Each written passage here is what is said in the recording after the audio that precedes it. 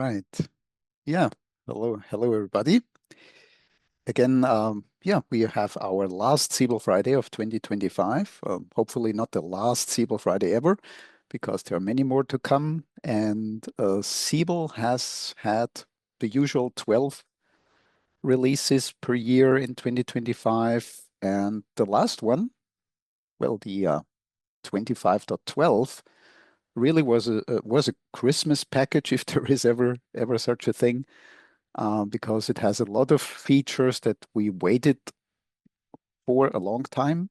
That is, for example, the open integration is here, intelligent data archival, or IDA. I heard that acronym somewhere. I read it somewhere. IDA, IDA, open integration. So I would like to, if time allows and if the system allows, if the gods if the gods allow, the demo gods, we are going to kick the tires on both data archival and open integration.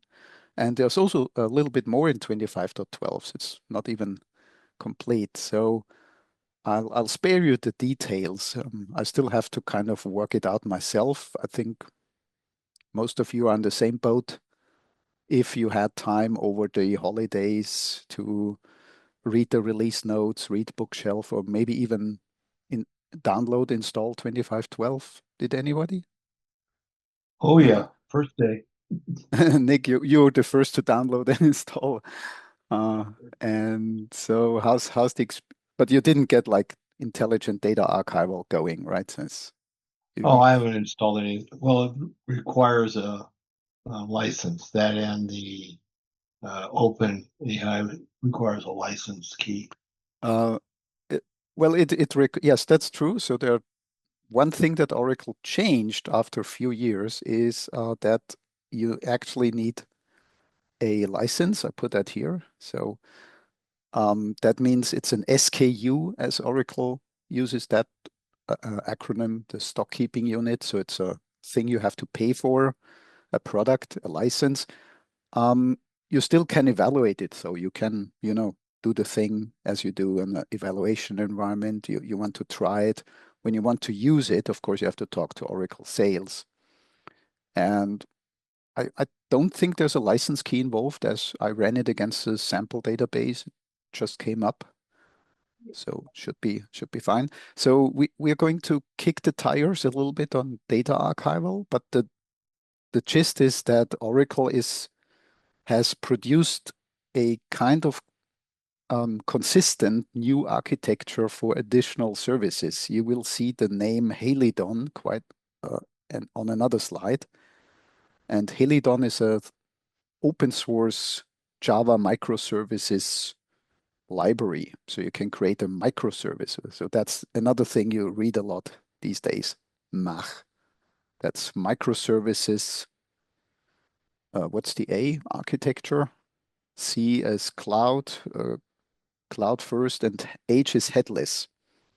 So you want to create a headless application that runs as a microservice. So here it is in the architecture diagram from Oracle, right here in the middle. And Siebel talks to it, and it talks to Siebel. So and does the archive thing. So which is of course the interesting bit. How does it actually archive data and where does it store the data? So you can see from the diagram here, there's an archive database where obviously the archived records go. And you can also opt for a file-based storage, let's say on a cheap storage somewhere, slow storage, uh, magnetic disks or whatever. And if that's still a thing, I hear it's still a thing. It's cheap storage because chips are expensive these days. People go back to spinning disks. Definitely, if you have those terabytes of data you want to get rid of in Siebel, that's definitely something to look at. So it's a very fresh product, very young, and yeah, uh, I think we all have to work out how it works. I got it going, and I can show you a bit around. The same is for open integration. That one has been under discussion, under development for, I think, 2 years or longer. And here, this slide tells us about the challenge you have when you integrate Siebel. So what you're looking at is, of course, a screenshot of a few quote with line items and a lot of buttons, right? Some of which are grayed out, some of which are active. So the users know instinctively, or they can't click verify, but they can click submit. You can click this one to associate an account, pick an account from pick list. There's a drop down with list of values, and so forth. And there's a lot of data. So with traditional integration, when you want to modify a quote, you either have to very painstakingly have to create an interface on the business component level, maybe REST API, maybe something else that would update the quote correctly, enter the products and so forth. And then you still be missing out on the overall functionality of the whole business process, which is UI centric. Um, and there's no integration until 2512 where you can literally integrate on the UI level. So that changes. And that's Siebel Open Integration. So that supports not only the UI level, but also the traditional, let's say the traditional REST interfaces that you already know, business services, data workflow. So it brings an applet API. That's the name, actually, applet API into the game. And Alok has a question in the chat. Do we need to install Siebel Open Integration SIP, and does it also need a separate license? Yeah, same situation here. It's a separate installation.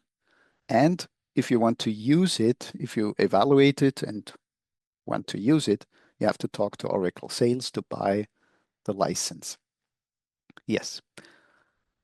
So it's a separate product. And there's Helidon again. And there's Mach. Well, Helidon is a Mach architecture.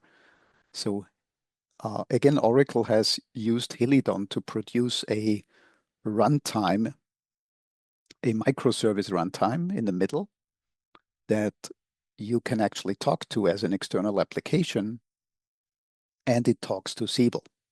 And there's a generation pipeline. There's a lot. There's a lot to it. So maybe you have already read Bookshelf, consumed Bookshelf, or tried to install it. Anybody had any success there?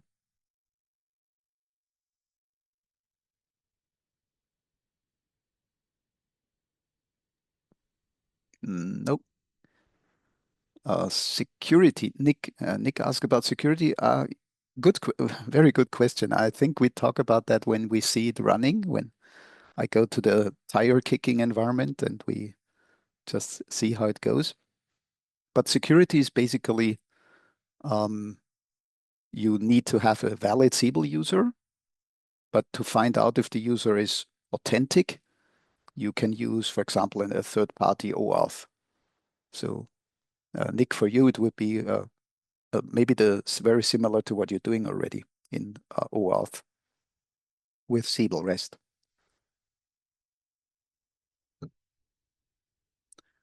And yeah, so siebelhub.com, actually quite proud that we have the new course on open integration out today. So if you go to siebelhub.com, you'll find it. I'll put the link in the chat later. And we're working on the intelligent data archival course as well. So always up to date with Siebel Hub, right? That's the motto. So there are two big ones in 2512, the data archival and the open integration, both under separate licensing and both using Helidon as the architectural framework for running the actual thing. Another thing that Oracle added in 2512, which is super interesting if you're using Kafka already, is the Avro serialization. Honestly, I had to look up Avro. I'm not a Kafka guy. Uh, it's it's kind of a mapping framework, correct me if I'm wrong there, which allows you to define JSON-defined schemas to bring structure into the data and validate it and convert it somehow before as it goes in and leaves the Kafka topics. And now Siebel can use that. So there's a new, if you're into Kafka, I know some of you are, there's an AI event config text file which now has a new documented schema mapping section to generate that Avro schema. But I honestly haven't had time these holidays to give it a try. I was busy with open integration. um, Rajesh has a question with is the auth part same as normal Siebel REST API or any different? Um, well, twofold answer. It's the same as in you can use OAuth, OAuth, a third party, to authenticate your users, and you pass the username to Open Integration, which then forwards it to Siebel. So on the Siebel side is actually SSO, a single sign-on, but the authentication happens before Siebel. So that, I hope that answers.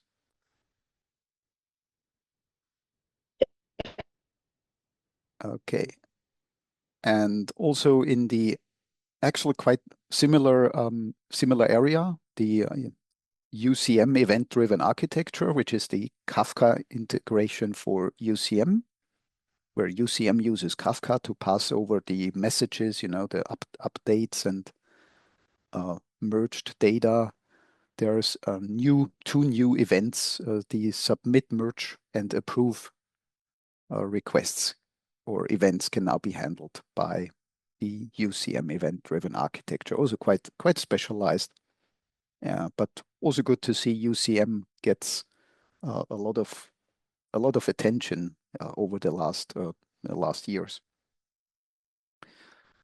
And my personal pet peeve, test automation.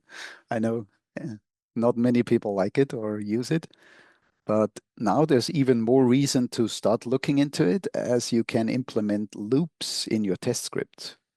Yeah, I tried that. I put a short video on YouTube. There's a start loop keyword now, and there's an end loop keyword, and any test step between those two keywords, runs until the end loop decides now it's time to end the loop, which is a condition you can define based on a variable or something, or a maximum count, simply an iteration count is reached. And I did a quick test and it worked surprisingly well. So you can think of a lot of use cases, like instead of just waiting for X seconds for something to end, you can really test the condition and then continue. It makes much more sense. Or you can query until you find the data has changed or things like that.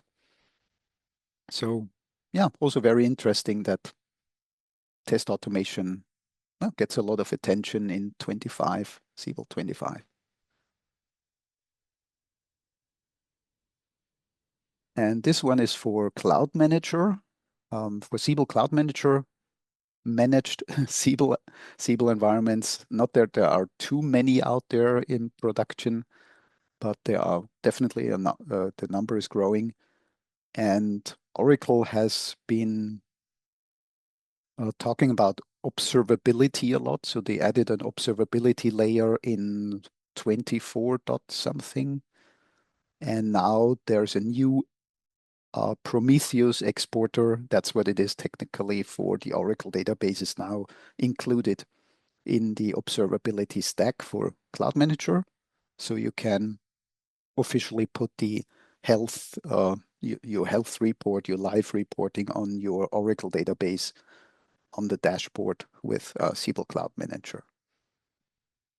So I haven't tried it, but I think monitoring Oracle databases with Prometheus is a thing already. It's not implemented just for Siebel. but Siebel includes it now.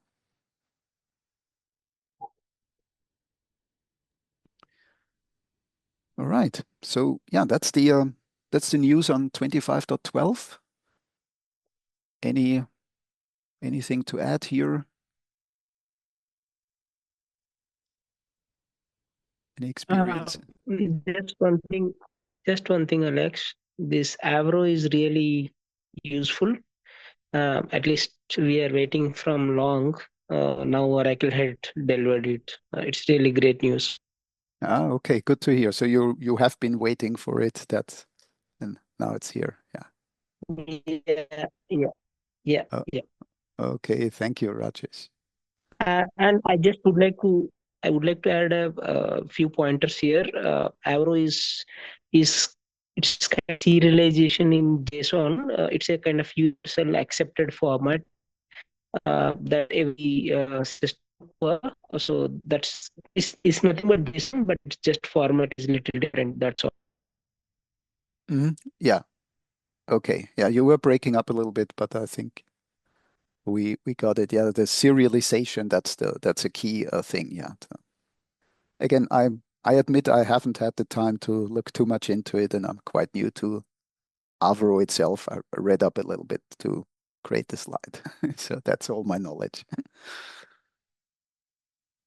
Okay, Is thank that you. only for cloud stuff, or could it be used for a on-site application?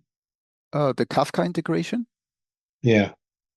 Oh, that's on-prem or cloud, wherever you want to run, or on-prem to cloud or cloud to on-prem. How about on-prem to on-prem? Same, yeah. Kafka can run anywhere. Okay, cool. Thanks. Yeah. Mm. Yeah, right now we are using on-prem already. Okay, yeah, that's great. I think most people are using Kafka on-prem because it's also it was there before the cloud. It runs on clouds, and cloud vendors have their own flavors of Kafka typically.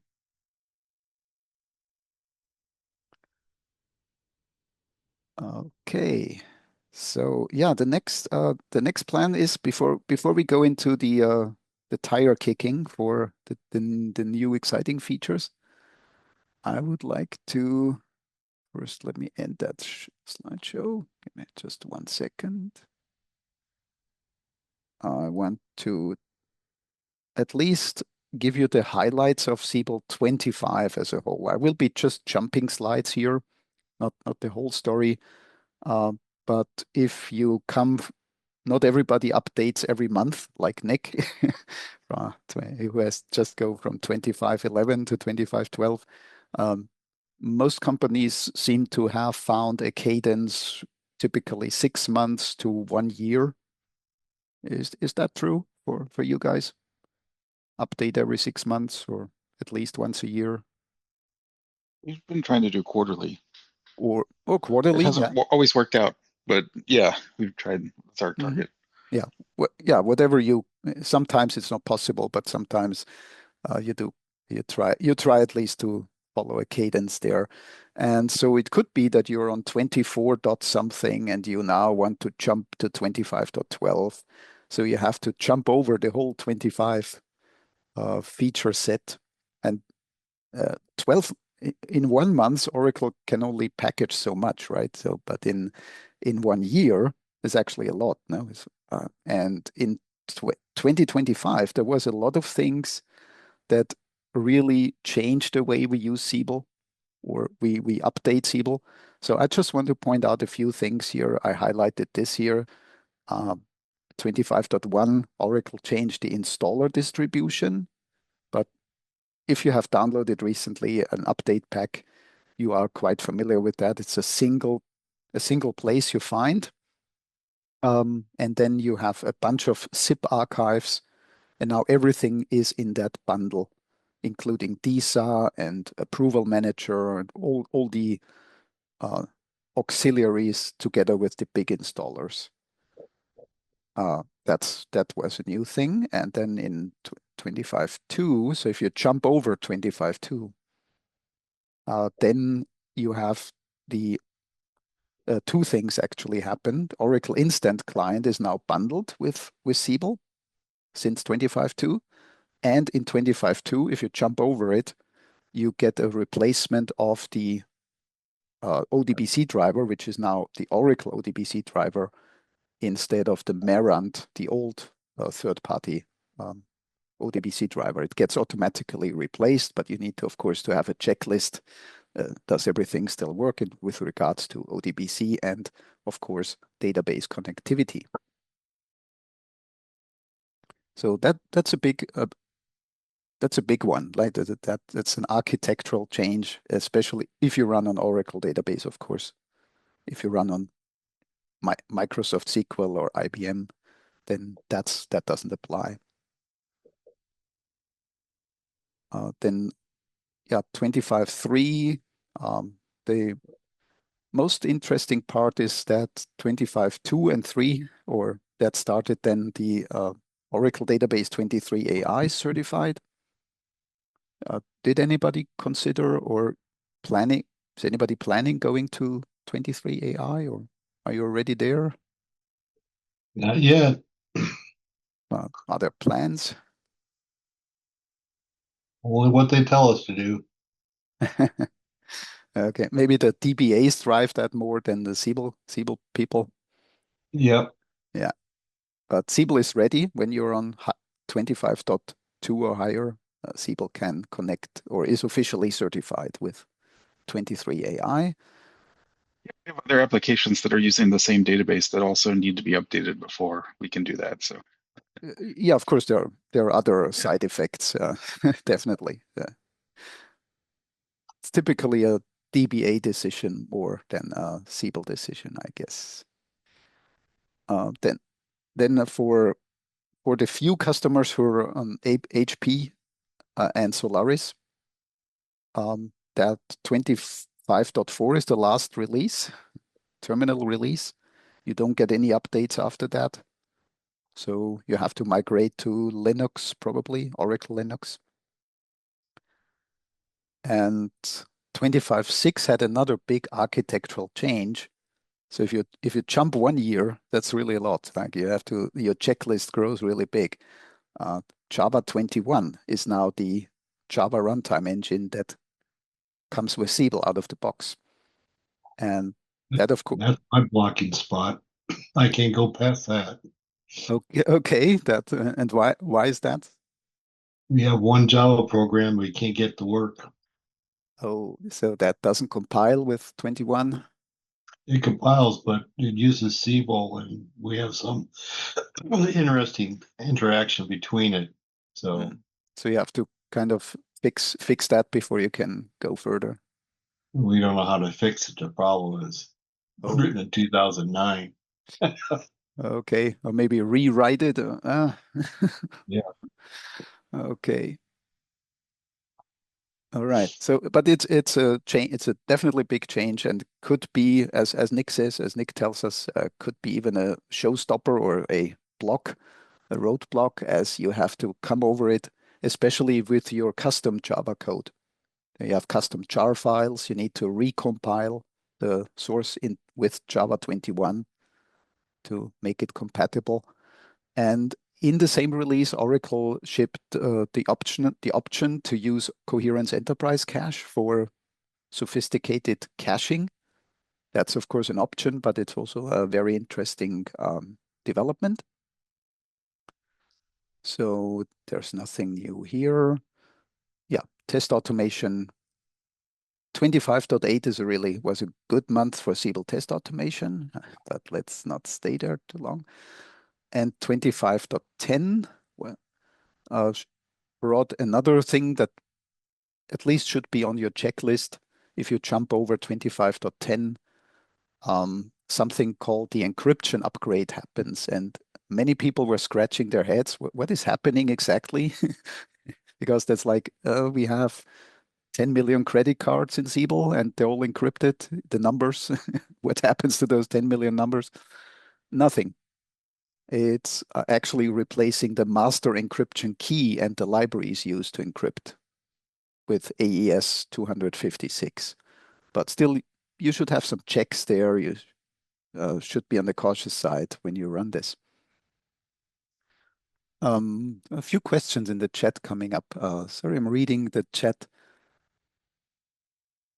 When I ran my update for 2510 for the encryption, it didn't notice anything. It did everything already since we were already using 256 Uh, AES. Yeah, if you're on IP17 and higher, you're definitely using AES 256. So that's not upgraded. What's upgraded is the library because it's now using OpenSSL crypto, and also the location of the master key. There's a slide here. So key file bin. That's where your master key is before, and it's migrated to Zookeeper. So it actually Zookeeper has to be running, or the registry, Siebel Gateway registry has to be running for the encryption upgrade to work because it writes that master key into Zookeeper. And that was a blocker for some of my customers who used to, shut down everything and then update, run the update on a shutdown Siebel environment, and then not check the box to restart the services, and the registry is not started, the internal Tomcat is not started, so the encryption upgrade, which runs with MDE, answering Alok's question here, actually fails. You have to run it manually, which you can do. But you have to really know what's going on. And Alexei has put something in the chat about the 23AI database. Siebel tool trying to run 25.9 on autonomous 23AI database. At least Siebel tools and dedicated client had issues with the Oracle database connector. Okay, was failing to set the Oracle session parameters because autonomous DB doesn't do it. Okay, Siebel tools and dedicated client. Interesting.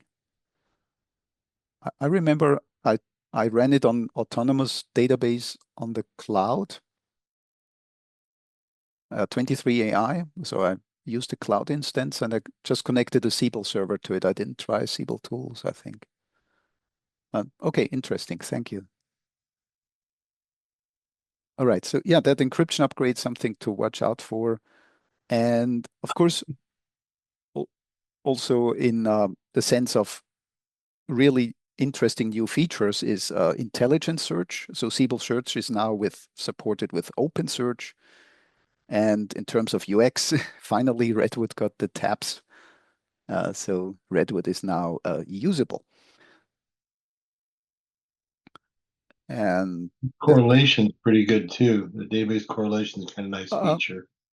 Okay, that was also in 2510. Yeah, that's a parameter. Did you try it? Not yet, but that's definitely one I want to do when I get there. Mm-hmm. Want to be my what my users are doing out there, be helpful. Yeah, so that should be helpful in correlating the what the user does to what happens in the database even better than before. Yep. Yeah. And 2511, well, at least for one of my customers, the big thing is that the Siebel marketing now can use Oracle Analytics server analysis instead of segments and segment trees, if you can replace those. And well, we have just talked about 25.12, where we have definitely two big features where we are trying now. Next few minutes, next half hour, we have half an hour to try get it running, wrap our minds around it. Let's see what goes.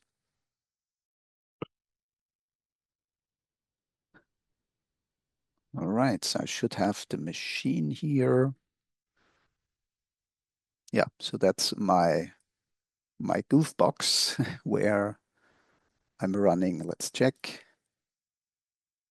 Still on 25.12. Also, I did the repository upgrade. You don't need a repository upgrade for either the data archive or open integration, by the way. So, but I always do it. And let's start with open integration, actually. So what you see on the screen is data archive, but open integration.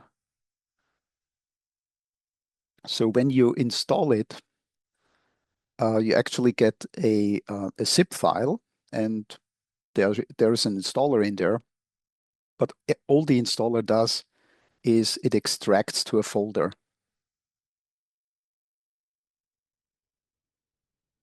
So I have this folder here, open integration.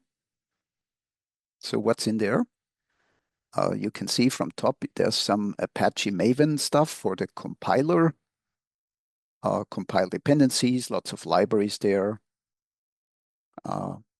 everything that obviously Oracle has put there. Then there's Graal VM. Do you pronounce that Graal? Yeah, probably. Graal VM, that's a, maybe in layman's terms, and I'm the layman here, it's a super fast compiler, JDK compiler combination that you can use instead of a regular JDK. So that's packaged here. There's a logs folder, there's a metrics folder, and that's actually the main folder where, yeah, reading the folder name where the open integration is deployed. So there's all the utilities are in there, and in the main folder there's a start file, so you can start the engine once you have generated it. So remember, there are two steps. You have to generate basically a jar file, which is compiled, and then you have to run Helidon. The jar file includes the Helidon library, so that once you run it, you have a Helidon microservice on that machine. So in this folders, everything is what's needed is there, and you need to create two files. This profile JSON and config JSON. So of course you can see all that in slow motion in our training course. I'm not doing the training course right now, but if you follow the documentation, you have to create those two files. They're templates. Templates you can copy basically. And let's look in the first file. So that's the file where I defined the Siebel connectivity, because that's the design, basically the design file. The one is design time, the other is runtime. So design time, you have to connect to Siebel and read the existing the existing REST interfaces, because that's actually the source of everything. And you can see there's a cloud gateway URL and stuff like that. And then there's the API generator part, where you generate APIs or endpoints, API endpoints for view and applet combinations. So that's the brand new thing, the UI interface. And then you have a more traditional interfaces that you're used to from the Siebel REST API, data, workflow, and service.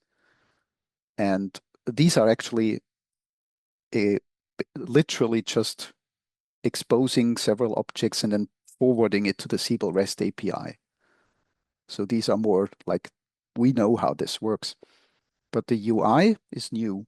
So you have never had the option to call methods on an applet through a REST API, right? And now you can. So here you specify a view. Of course, that view must exist, right? And the applet must exist as well. And you can define like so, one applet in a view, typically the master or parent applet. And here I have an example for the account attachment view. You have the parent applet. You have a placeholder, this ID, placeholder for row ID for the parent, and then you have a child applet. So this would be an endpoint for account attachments.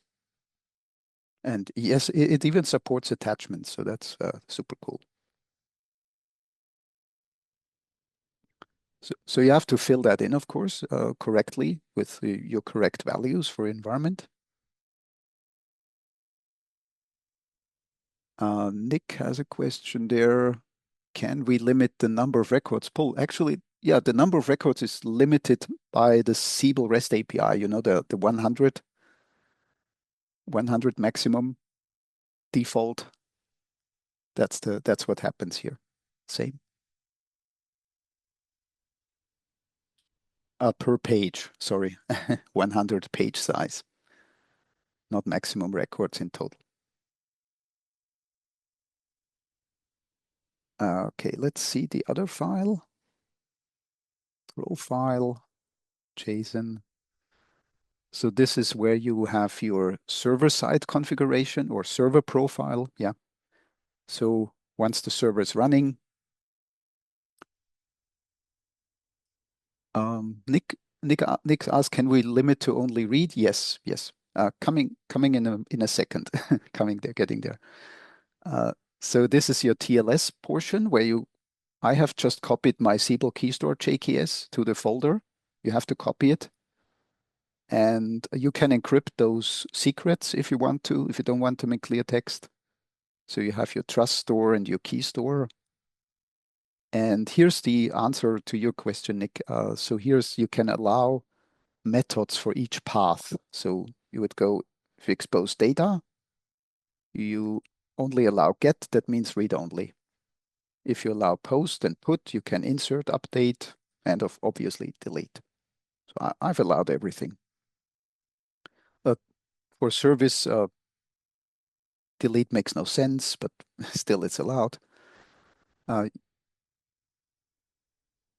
And limit by objects is in the config file. That's your limit. That's the object you expose. Right? Okay, and there's also security. So you see I said authenticate and authorize to false. So I'm not using any fancy security because I didn't have time. So ABAC is the authorization model. It's, I always get it wrong. Attribute-based access control. Yeah, that's it. That's a thing from Helidon. You can look it up. But I'm not using it since authorize is false. And authenticate is also false. So I'm not using any authentication besides the Siebel authentication. So you could set up here, that's the part where you set up your OpenID client for OAuth. But then when you set authenticate and authorize to true, it uses the ABAC provider and the OIDC provider. So I haven't gone too far into that. And there's some cores for the browser side, you know, the cross-origin stuff. You can set or allowed origins here, so they will be in the headers. You can use the coherence cache if you have one. So I happen to have one on this machine, so it starts using it. Not using any tracing. You can use third-party tracers for monitoring, observability. And that part is funny. Does it look familiar to you? Like there's an application name and an object manager reference and some authentication props, session timeout. There's a Yes, REST. this is the AI profile for the application. Yes, that's an AI profile. Or yeah, that looks like an AI profile would look like. And it even has a name, right? So that is super interesting. And I found out why it's necessary. It's actually because your Helidon server becomes a mini AI. It actually it connects to the Siebel Object Manager directly. It doesn't go through the through the other AI, right? So it's, well, saving one layer and going much faster, right? You have the speed of the Siebel protocol. It's actually Java data bean, like the application interface doing the same thing. That's super funny. That's an eye opener there. Okay, but now it should be running. So I started it, and here, yeah, it's doing some messaging here. Yeah, it's talking. So I started the well, I started the generator, and that's a whole other story, maybe for another time. And then the jar file is generated, and then you run it. So you could see in my, yeah, got it here, my task manager, you can see a Java process running open int jar. So now that's Helidon opening a port. There's a port number here, 8433. That's where it's listening on. So let's try talk to it. So here I have, you see I'm using my machine name 8433. So I'm talking to that Helidon machine. That's the so-called context string. So Siebel Hub, put that, that's also here in that file. Yeah. And then it's open integration v1.0 UI. And I got service request detail view, detail applet, and I got a row ID. Let's see if that still runs. It's doing a get. No data. Okay, let's just run it without. Yeah. Got a record here. So it returns a record. Can I zoom in here? No. And that is a list of fields, obviously, and data from, well, how does it get the list of fields? That's the applet definition. That's the controls on the applet, right? And then you have to, that's the best part, is the UI metadata. So you get for each control, like, well, let's collapse that one. There's the buttons. That's the methods, undo. Yeah, there's a lot of buttons, great case. Toggle layout even. Labels. Everything's in there. SR number. That's maybe a first meaningful. So that's a text. You can even see the width. You can see the height. And you can see, is it case sensitive? What's the maximum size? Is it editable? False, right? It's a read-only. And so imagine you building an external application, a web application that can look into that data and present the SR number to the user, but make it non-editable, because that's what Siebel says, it's not editable. It's not in the Siebel UI, so it also shouldn't be editable in your UI. Okay. Alok has a question about starting the open integration. So should it be started separately? Yes, it's a separate process that you can start. And I haven't looked into the scalability too much, but apparently you can run this open-int jar on many different machines for scalability as containers, microservices.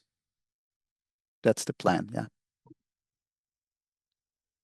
There's no Siebel server component or whatever. Of course, the server-side object managers, they need to be up. Yeah. And if you get, for example, a status or a pick list field like status, you have, well, first it tells you it's a pick applet. It has a pick applet, it's editable, and there's the list of values. See, open, pending. There's the LOV right there. So What's the difference between this and using like the workspace REST API endpoint that's already available? Well, imagine doing that against a production environment where the workspace REST API wouldn't give you anything, because it's only I hadn't even tried it. That doesn't return anything in our environment. Yeah, because it reads the DR, right? Workspace, everything in workspaces and DR.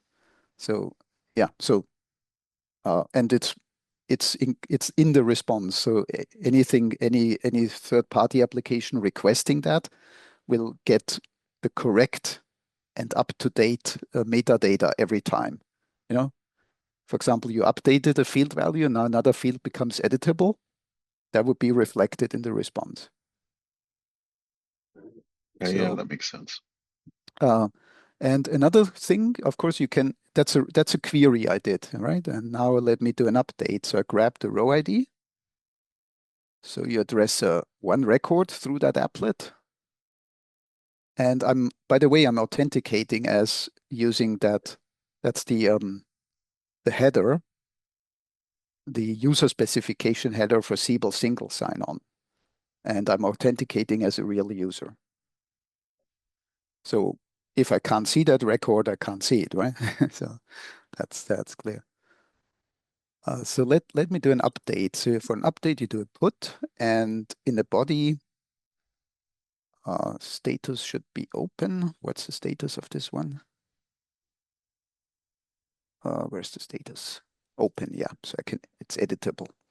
And I'm trying to update the description to a string including an email address. And let's see how it goes.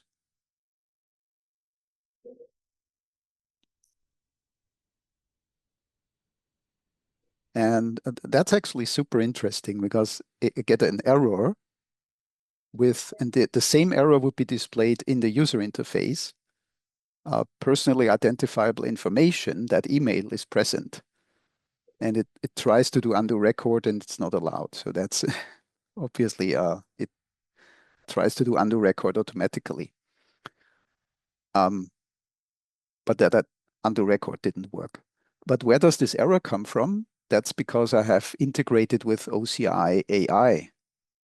You know, the PII detection, it kicked in. It's a runtime event that kicked in the session. It contacted OCI. OCI came back with the PII. So the whole business logic is preserved. And let's just query it one more time. And now we can see the description has actually been updated because undo record did not work. And the PII is configured to mask the email address. So that worked as well. So yeah, that's a quick tire kicking. So see a chat message from Alok. Okay, requires more effort now. We have multiple add-ons which are not part of container image, or so separate image is not available for sidecar. Okay, you mean in addition to sidecar, cache server, Kafka sidecar and stuff like that, now you have open integration. Yes, you have another thing to run. Yeah, that's true. Okay. Yeah, any comments on that? So,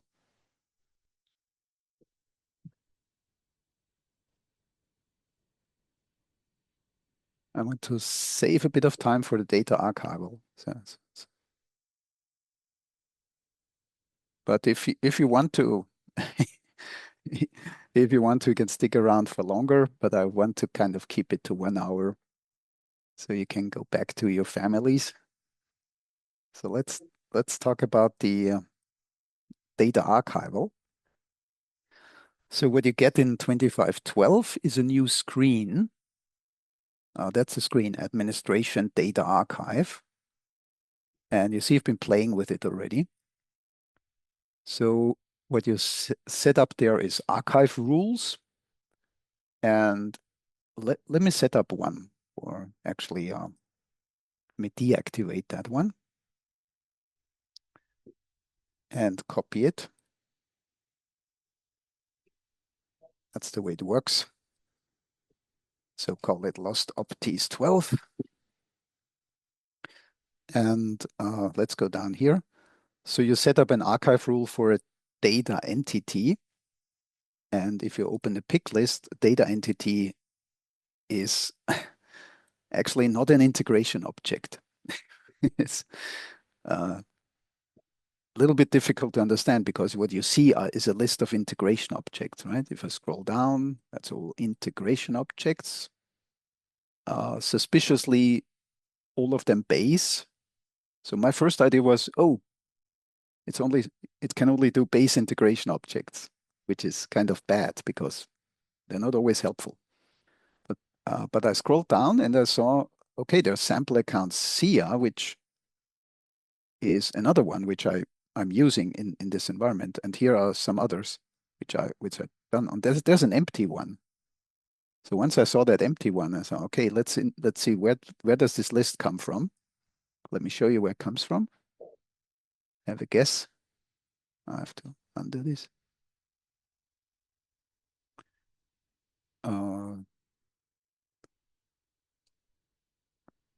That works. That data archival uses the Siebel inbound REST API for data, and you control the list of business objects which you have access to, and the integration object. See that empty one, and you grant access yes or no.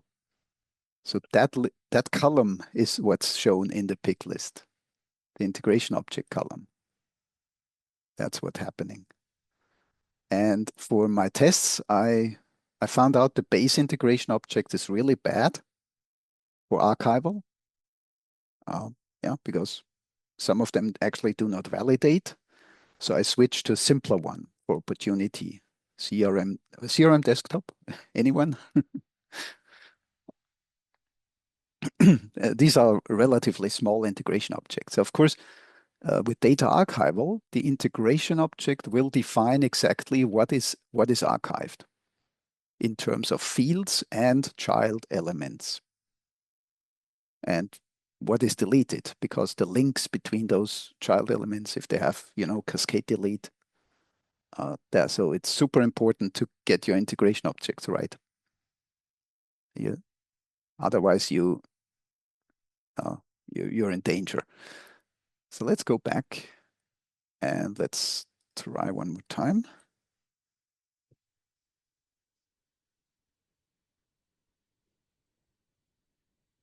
So I choose this integration object because I want to demonstrate with opportunities. And then you have a job frequency, which is a repeating schedule, and you can at maximum repeat daily. So there will be a daily job, and it should start today. And there's no end date, so it will not expire. And then there's an execution start time.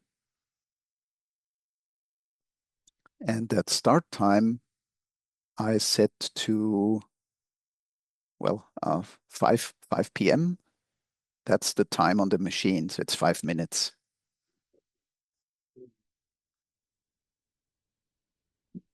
And you have to put an end time, so that job will run for 1 hour. So it will archive as much as it can in 1 hour.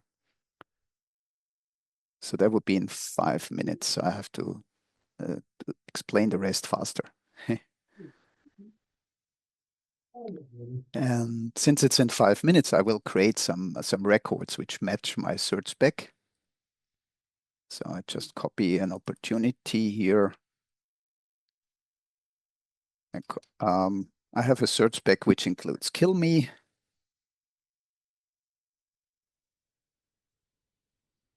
And yeah, let's put an attachment to it.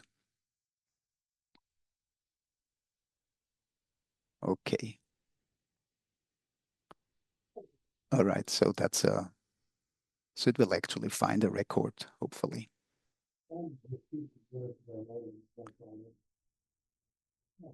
Okay. So what else do I set? This is the criteria. So you can see I set name, like name includes kill me. So of course you would have something more clever, especially using date fields. It's older than 10 years, or yeah, it's expired, or it's canceled, or something like that. You get the idea, right? Then it's archive options, archive with delete, and I don't think anybody would use direct delete. Well, if you don't really want an archive, you just delete, but it's always delete. It always will remove those records. And then store where do you store it? In the database. Remember, you have this database option or file option. And then which database? There's a YAML file where you define one or more target databases or target file systems. So that's the name of the target database in that YAML file. And then do you want to be able to retrieve? Yes, and show me a summary, or yes, and don't do a summary, or no, I don't want to retrieve the data. So there's a retrieval as well. If you want to retrieve, you need to have at least one parent ID. Imagine you want to show archived opportunities and it's deleted. You can't show it on the opportunity level, but you can show it on the account level, right? That's what happens here. And then give me an AI-based summary. Yeah, you can forward the data to OCI, AI services, and have it summarize the data. So I use that, and there's the prompt. Summarize the data using all the fields, create a simple HTML table. So I was trying, sorry, that's not really readable what I'm doing here. Basically, I'm trying to tell the AI it should generate an HTML table that I can then display. It's an experiment I've been doing. Doesn't work, by the way, not with the model that Oracle has. You want to archive attachments? Yes. That's the attachment ID field. You have to get that from your integration object. And now it's time to activate that rule because it will run in 1 minute. So my data archival is running, and you can see scheduling job info updated in the database. So in about 1 minute, it should run the job because I scheduled the job to start at 5. That is 1 minute from now. Is this a separate service outside of Siebel server? That's another Helidon service. Again, running, connecting to Siebel and obviously getting that information from Siebel when I activate a rule or deactivate one. But then it acts on itself and uses the Siebel REST API to execute the job. So it will run the query, and if it finds records, we'll export them, store them, and delete them, all using the REST API. So there it goes. It was rather quick. Not sure if it found anything. Looked like it. Yeah. Get API successful. Okay. So now if I drill down here on the archival rule, I have one job execution completed. There's 2 batches have run. It actually does a batch size, so it does queries for 10 records each. So it found 1 record, and then the second query found no records, so it stopped. And it says to be summarized because the AI job runs separately. And if I look into archive data, I can tell this is I haven't preserved the row ID of that opportunity, but I know that's the one because it has no summary yet that will be filled in by the AI. It's a separate job. If you have field-based, you can specify the fields. You get a JSON summary. So these are some older records, service requests I archived. You see that table is really generated, but it's actually not an HTML table. So thank you, Cohere, or whatever model that is. Summarization failed. Yeah, there's a few things. So I think the field-based summary is good enough if you use that. And the data is really gone. So let's go, let's find opportunities with kill me. There should be none. no records. And if I go back to that archive data view, I can actually retrieve. If you selected retrieval, you can click retrieve. And that talks to Helidon. And Helidon retrieves the data from the storage and passes back the entire structure. And that's the entire integration object structure. So in JSON, that's what's stored in the archive database. And also the attachments are stored in a separate archive table. And there's no retrieval for attachments yet. Not out of the box. So you would have to implement that. And that's where retrieval stops. You see that JSON. You can imagine you have to set up some workflow to really restore that data. Okay, so yeah, sure. I hope this gives you a first idea of that feature. Any questions, comments? Since it's using integration objects, I guess that means that it's going to essentially lose the like created by, last updated by fields. They'll be recreated once if you retrieve the record, it'll just have the current date. Oh yeah, of course. If you restore, you mean if you restore the record, you would not be able to restore it exactly. Not even the row ID would be preserved, no, because it would just be a new record with the same data. Okay, so we wouldn't even have audit trail data. You would have for the deletion, the final deletion of the original record, if you audit that. But restoring the record with the exact same row ID is impossible, right? As we know. But even if you're restoring the record again, I guess you really couldn't restore the audit trail data. Well, you mean you're archiving the audit trail? Is that what you're saying? If we archive an opportunity with its audit trail, would you be able to restore the opportunity, including the audit trail? Not sure about that one. Okay. Yeah, So we have to test that. Because you can't really, insert into the audit trail. Right. Yeah, because it's event driven. So it's you would have to have something like this is a restored record, and therefore this is the audit trail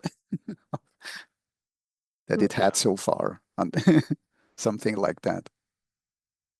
So, Alex, can you show the restored record? There, you can't actually. That's where it stops in 2512. You get a retrieval. So there's a workflow which gives you back this JSON, which you can use in a custom workflow to restore. Okay. So it doesn't restore the. It doesn't restore it. It just retrieves it from the archive storage, and shows it to you in a pop-up. That's it. There's no and attachment also. It shows you the attachment data, but the attachment file itself, the base64, you have to retrieve yourself if you need to. So there's no out-of-the-box retrieval. I think Oracle has somehow put that in the statement of direction that that's a kind of version 2 or future enhancement, the retrieval and restoration. Yeah.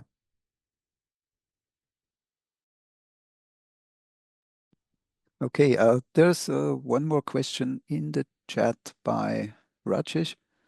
Really didn't get difference between open integration versus workspace objects, which is already available in previous versions. Well, if you query the workspace API to get the metadata, that only works in a development environment.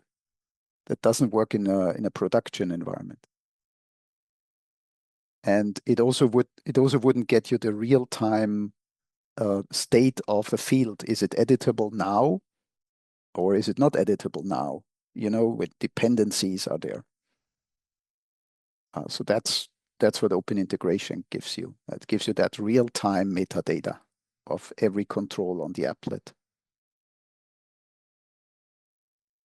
Okay, thanks.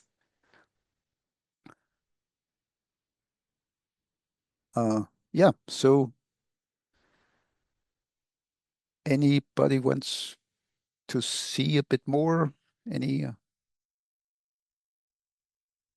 discuss a bit more, or yeah, do we call it a day? As one more chat Looks message. interesting and challenging. Yeah, it's fun to set it up, get it going. That's a good learning there. And again, we have one course up on Siebel Hub right now for the open integration, and we will have a course up for the data archival soon. So to get you started really quick. And Alok asked a question that direction. Any training course or at least a document released for the support? No, don't say that word. Not now. There will be a TOI. That's it. In the release notes, it says a TOI will be available from Oracle as well. Yeah. And if you want to take the Siebel Hub training, of course, that's not free, but it's very good. I can only recommend. And that will come with PowerPoints as well. Yeah. There's a lot of work that goes into this. Hey, Alex, we'll see this on Siebel Hub, right? This presentation, right? The recording that we do today, that we Yeah. do right now, that of course will be on YouTube in a few hours or tomorrow. Yeah, sure. Yeah, because I gotta go from 2410 to 25 whatever, or maybe even 26 something. Yeah.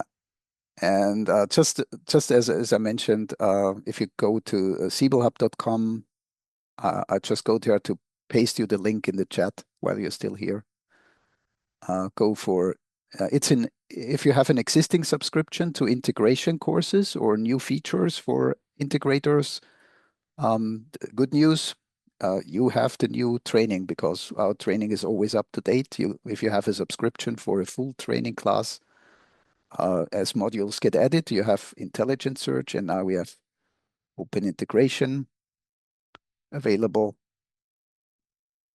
Yeah, and you see the price is currently on promotion, so you get it while it's hot. So I put the link in the chat for you. And if you want to see something, sorry, I don't want to keep you, so I will just keep talking until everybody has left. It's the last Siebel Friday of the year. Open integration, I couldn't resist to use my recently acquired tokens from Claude Code to vibe code an app. This is a vibe coded Python backend with a Flask driven front end. I can't even pronounce that properly. I couldn't even write the code. So Claude Code has written the code, but I gave it the open API descriptions for a view and an applet. And I told it I want a list of accounts and so forth. So let me log in. The same user we've been using. That's open integration now. So this is a real-time front end, and you can see it's loading data. And well, looks familiar. If you know the Siebel sample database, that's the account list applet.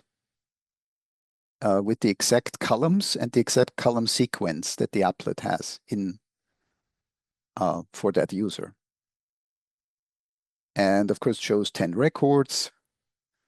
And the new column is not editable. It's just showing the new flag.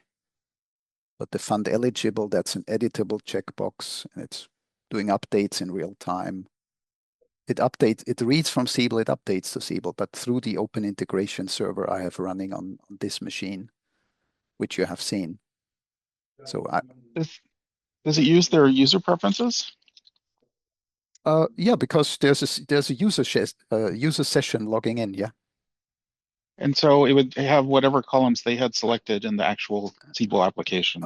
I haven't tested it's a theory of mine, but I haven't tested it. But it looks like, because that user, I have another user which looks different. So, but it probably can't save them, right? So because there's no way to tell. That would be hard, yes. Okay. But it's super impressive that you can put something together like this with a few prompts. That's what AI, agentic AI does for us these days. And I literally gave it the open API description, and it interprets the metadata correctly. So, for example, if I double click on here, I get the LOVs, that's exactly the LOVs I would see in Siebel. Can change that, step off, changes that. And here's, for example, that's the parent here. That's a pick applet. If I double click, I get the first 10. I haven't implemented the paging here, but I can pick one, and it associates the parent. So it's all through the applet API. So they have to have a Siebel account to use this, correct? To do this? You have to have a valid Siebel user account. Yes. Okay, like with the REST API. No, REST API requires a real Siebel user. I don't want to replicate the Siebel UI here, but I did more or less. The funny part comes when I ask Claude to find a way to show associated records and associate new records, like MVG, the account team. It started putting something together that looked like a shuttle applet.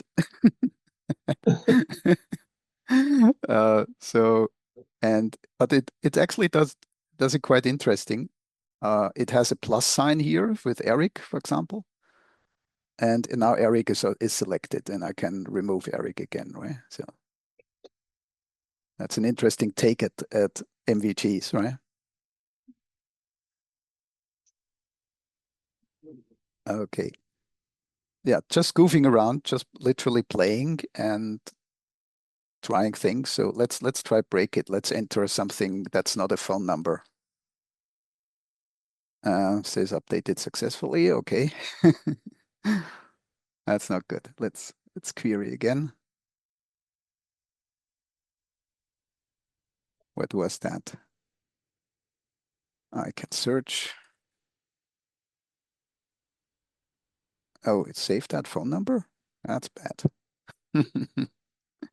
Didn't expect that.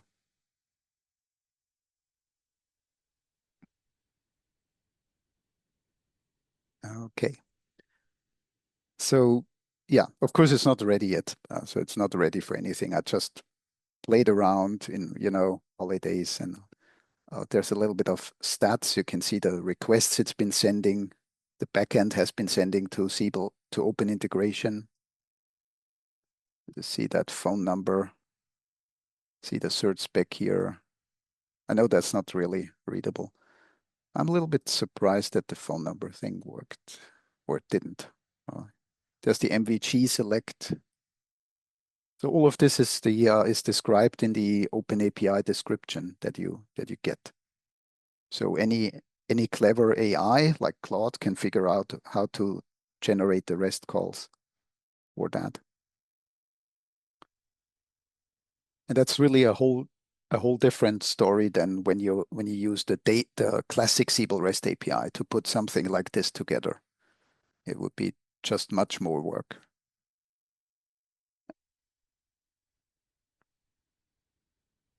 Okay, so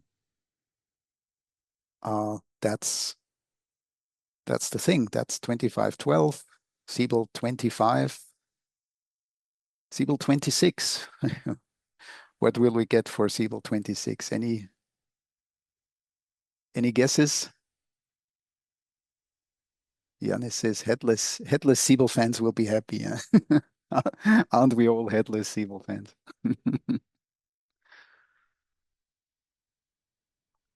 Okay. And any wild guesses for Siebel 26? Anyone? What would be 26.1.2? What was Oracle cooking? 64. Alex says 64-bit database client. Okay, that has to go with 64-bit Siebel. Yeah, they're definitely cooking on that, but not sure if maybe Siebel 26 will have a 64-bit. Maybe, yes. With Open API, isn't it defeating the purpose of Siebel UI? Well, if you want to really go free yourself from Siebel Open UI, create that app, the app for your phones for a specific use case. It's making it much easier to break free of OpenUI. And so you still have the Siebel UI for the regular, big time users on the big monitors. But creating those bespoke apps is much easier. The headless things. Right. Alok says better web template layout editor. Better experience with.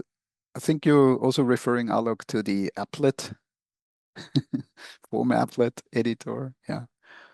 I think they did a fix in this one. I saw a bug fix. Yeah, that's right. There is a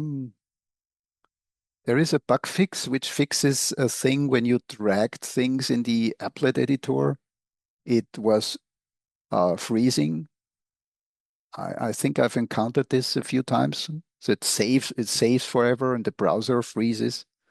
And I think that's a bug they fixed. It should be a little bit better, but yeah, as we all know, it's far from perfect, and I know that Oracle knows that.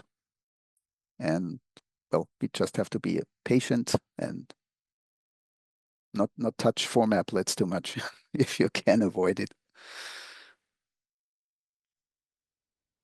So Alex, do you overlay an existing implementation, or do you just do a new one when you do like 2512? Sorry, I didn't get the first part. Do you do an update to an existing environment, or do you start from scratch each environment? The environment I used to demo, that's constantly updated every month. So for a few years. You're a Windows person, right? That's Windows, yeah. Okay, so I had an issue with Linux that I'm working with Carrie and Brian about. Okay. I did the SES update on Linux. Mm-hmm. Did all that stuff. Had to put my password in quotes because there was a pound sign in there. That thing, yeah. And then they had all the caps everywhere. And then did that successfully, but the post-install DB didn't run. Okay, that's painful. Sounds painful. Yeah, so I had to run it standalone. But you're a bare bone installation. You don't have containers, right? No, I don't. I don't do containers at all. Basically all on-prem. Mm-hmm. Yeah, but it's weird that they say you can use a pound sign in the password, and I've been using it, God, since 2009 or 2017. And there was this issue quotes around it. Yeah.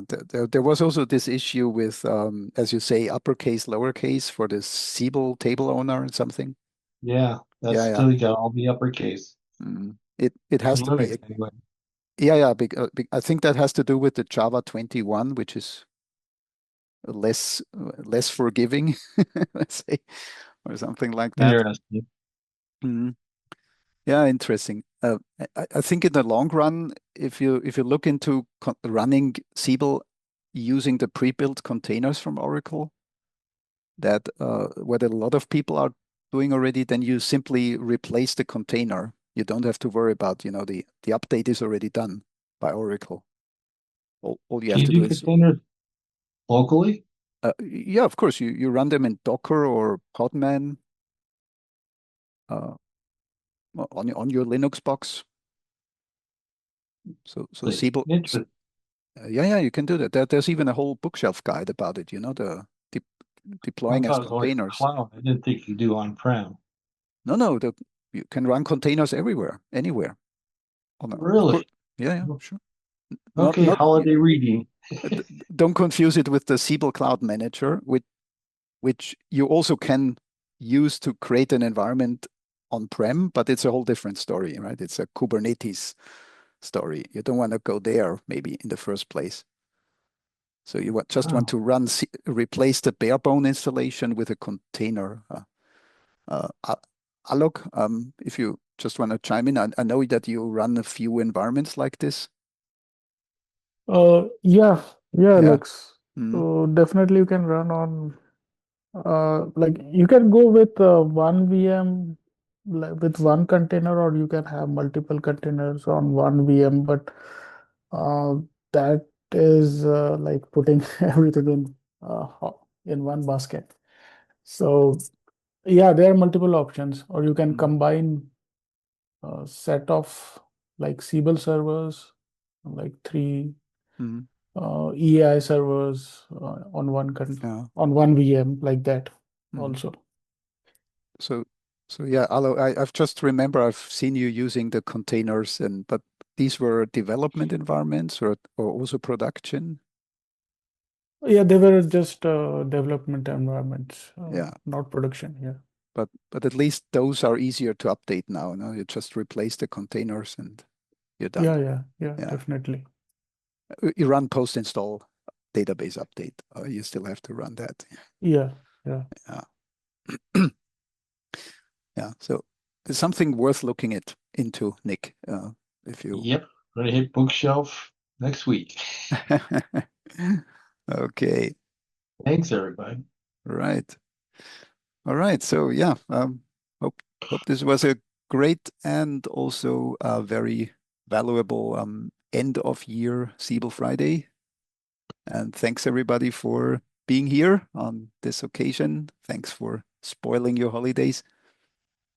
And See you next year. See you on the other side. Have a happy new year.